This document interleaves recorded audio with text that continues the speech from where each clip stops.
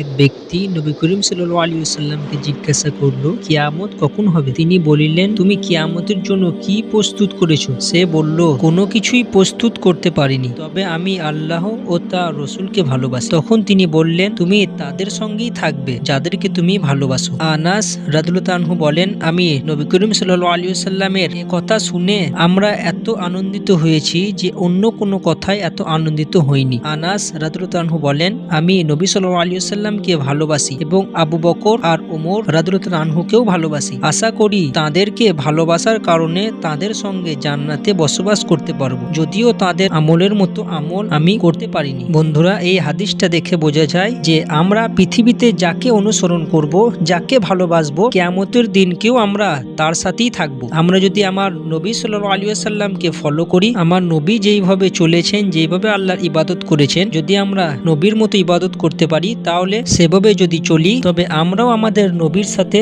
জান্নাতে থাকবো ইনশাআল্লাহ। আর যদি আমরা এখনকার মডেলিং এর দুনিয়াকে ফলো করি, ওরা যেভাবে হারাম কাজের সঙ্গে লিপ্ত আছে, আমরাও যদি সেরকম হারাম কাজের সঙ্গে লিপ্ত থাকি, তাহলে ওরা যে জাহান্নামে যাবে, আমরাও তাদের সাথে জাহান্নামে যাব। এই জন্য আমরা সবাই আমার নবীর তরিকা মোতাবেক পৃথিবীতে চলাফেরা করার চেষ্টা করব ইনশাআল্লাহ।